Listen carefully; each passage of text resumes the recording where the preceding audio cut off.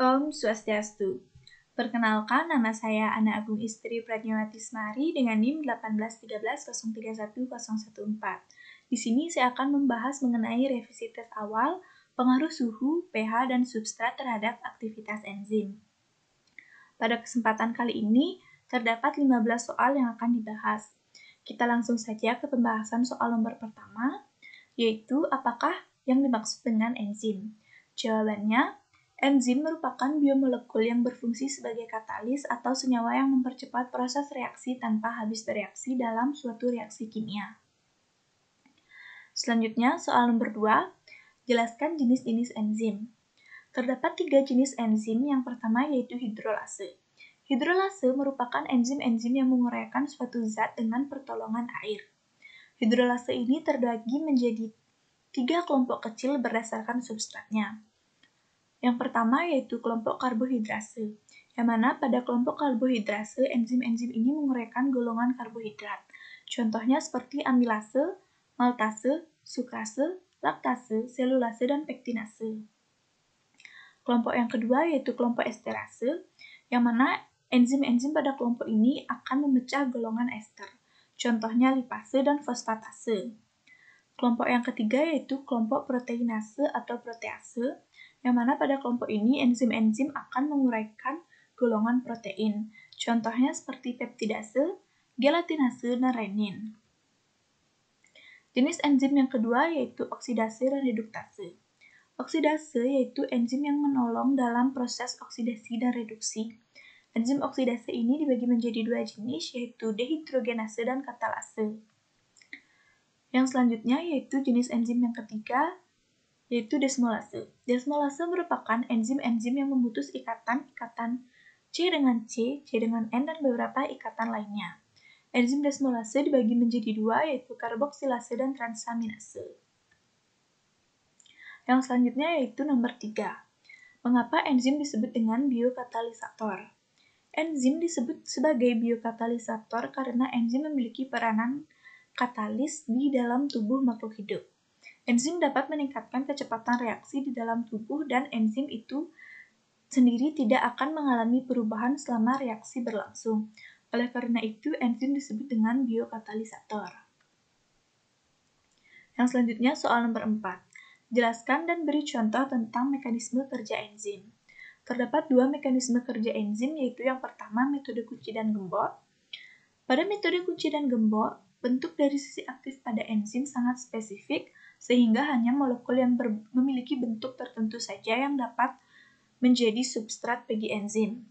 Enzim serta substrat bisa bertemu membentuk kompleks. Dalam kompleks tersebut, substrat dapat menyerap energi aktivasi yang rendah, kemudian kompleks akan terlepas dan akan menghasilkan produk dan menghasilkan enzim yang akan lepas. Mekanisme yang kedua yaitu mekanisme ketepatan induksi. Pada mekanisme ini, enzim merupakan bentuk yang fleksibel karena ketika substrat masuk ke daerah sisi aktif enzim, maka bentuk sisi aktif tersebut akan termodifikasi membentuk kompleks. Ketika produk telah lepas dari kompleks, enzim akan kembali tidak aktif dan berubah menjadi bentuk yang lepas. Hal ini menyebabkan substrat yang lain dapat bereaksi kembali dengan enzim tersebut. Soal nomor 5. Dalam mempelajari enzim, ada yang disebut dengan istilah isoenzim. Jelaskan apa yang Anda ketahui tentang isoenzim. Isoenzim atau biasa disebut dengan isozim merupakan bentuk berbeda dari enzim yang mengkatalisis reaksi yang sama, tetapi memiliki sifat-sifat fisik dan kinetik yang berbeda, seperti titik isoelektrik, pH optimum, afinitas substrat, atau pengaruh inhibitor. Selanjutnya, nomor 6. Jelaskan apa yang Anda ketahui tentang koenzim dan gugus prostetik. Jawabannya, koenzim merupakan senyawa organik yang berperan sebagai pemindah hidrogen, pemindah elektron, dan pemindah gugus kimia tertentu atau grup transferring. Sedangkan gugus prostetik merupakan komponen asam non-amino yang merupakan bagian dari struktur heteroprotein atau protein yang terikat secara konjugasi yang secara kovalen terikat dengan apoprotein. Soal nomor 7, enzim merupakan suatu protein. Gambarkan model struktur enzim. Sesuai dengan mekanismenya, terdapat dua model struktur enzim. Yang pertama yaitu model kunci dan gembok, dan yang kedua model ketepatan induksi. Adapun gambarnya yaitu sebagai berikut. Soal nomor 8, apa perbedaan unit aktivitas dan aktivitas spesifik dari suatu enzim?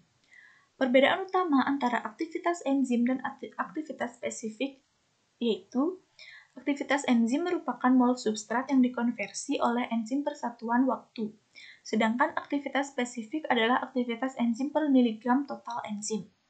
Selain itu, aktivitas enzim mengukur jumlah enzim aktif yang ada dalam kondisi tertentu, sedangkan aktivitas spesifik mengukur kemurnian enzim dalam campuran. Yang selanjutnya yaitu soal nomor 9. Sebutkan faktor-faktor yang dapat mempengaruhi kerja enzim.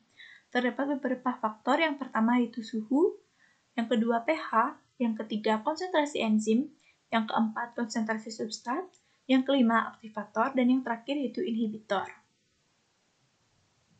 Yang selanjutnya yaitu soal nomor 10. Mengapa substrat dapat mempengaruhi aktivitas enzim? Jawabannya, hal ini karena enzim tidak dapat bereaksi dengan substratnya. Bertambahnya konsentrasi substrat pada suatu reaksi akan meningkatkan kecepatan reaksi saat jumlah enzim pada reaksi tetap. Tetapi, saat seluruh sisi aktif enzim sedang bekerja, penambahan substrat tidak dapat meningkatkan kecepatan reaksi. Soal nomor 11, mengapa pH dan suhu dapat mempengaruhi aktivitas enzim? Yang pertama, molekul enzim umumnya merupakan protein glomerular, maka bentuk dan juga fungsinya dapat dipengaruhi oleh perubahan pH cairan yang ada di sekitarnya. Apabila pH berubah, akan mengakibatkan sisi aktif enzim berubah pula keefektifannya dalam membentuk kompleks enzim substrat.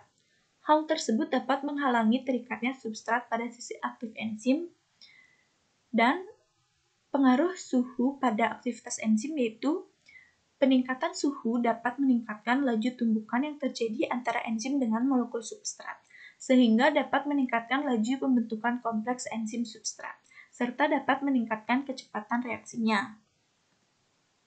Selain itu, enzim memiliki sifat termolabil, yang artinya aktivitas enzim selalu dipengaruhi oleh suhu. Aktivitas tersebut akan terus meningkat sampai dengan batas tertentu. Batas suhu dinamakan dengan batas optimum. Ketika berada di bawah suhu optimum, maka kerja enzim akan terhambat. Ketika kenaikan suhu akan meningkatkan aktivitas enzim. Pada suhu tinggi, enzim akan memiliki kestabilan yang rendah. Begitu pula sebaliknya, ketika suhu rendah, maka enzim tidak akan reaktif, namun memiliki kestabilan yang tinggi. Selanjutnya, soal nomor 12. Mengapa konsentrasi enzim dapat mempengaruhi aktivitasnya? Jawabannya yaitu semakin besar konsentrasi enzim, maka semakin cepat pula reaksi yang berlangsung. Dengan kata lain, konsentrasi enzim berbanding lurus dengan kecepatan reaksi. Yang selanjutnya, soal nomor 13.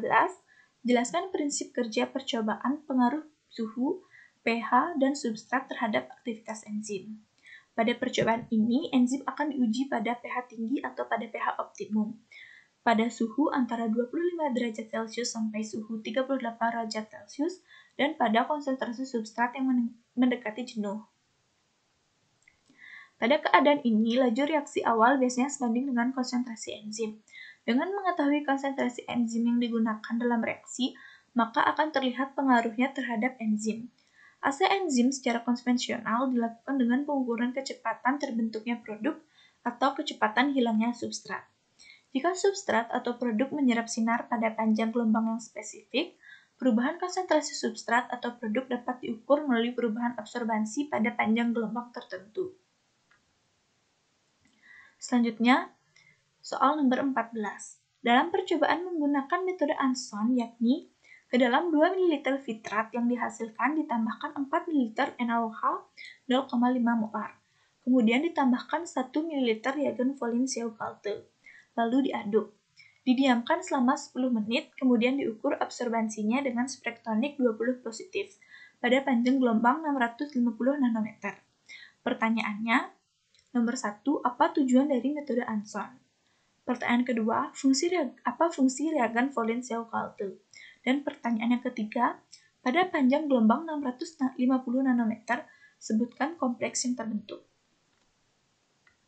Jawaban dari nomor 14 yaitu soal pertama, apa tujuan dari metode Anson? Metode Anson yaitu adanya penentuan konsentrasi produk yang dihasilkan dari reaksi tripsin kasein menggunakan spektrofotometer. Metode Anson bertujuan agar substrat bisa diketahui dengan enzim yang dikatalisis. Penambahan NaOH pada metode Anson ini digunakan untuk menetralkan filtrat TCA yang bersifat asam. Soal B, soal yang kedua, fungsi reagen Sheo-Kalte. Fungsi reagen Sheo-Kalte ini untuk memberikan warna pada saat pembacaan absorbansi pada pengukuran dengan spektrofotometer. Soal nomor C, pada nomor 14, pada panjang gelombang 650 nanometer, sebutkan kompleks apa yang terbentuk. Adapun kompleks yang terbentuk yaitu kompleks asam amino dengan reagen Folin-Sheo-Kalte. Selanjutnya, soal nomor 15. Buatlah grafik hubungan antara kecepatan reaksi dengan konsentrasi substrat, konsentrasi enzim, pH, dan suhu yang digunakan. Yang pertama yaitu berikut merupakan grafik hubungan kecepatan reaksi dengan suhu. Grafik yang kedua yaitu grafik hubungan kecepatan reaksi dengan konsentrasi enzim sebagai berikut. Grafik yang ketiga yaitu grafik hubungan kecepatan reaksi dengan konsentrasi substrat sebagai berikut. Grafik yang terakhir yaitu grafik hubungan kecepatan reaksi dengan pH yaitu sebagai berikut. Baik, sekian pemaparan dari saya. Jika ada salah kata, saya mohon maaf. Akhir kata, saya ucapkan terima kasih. Om Santi Santi Santi Om.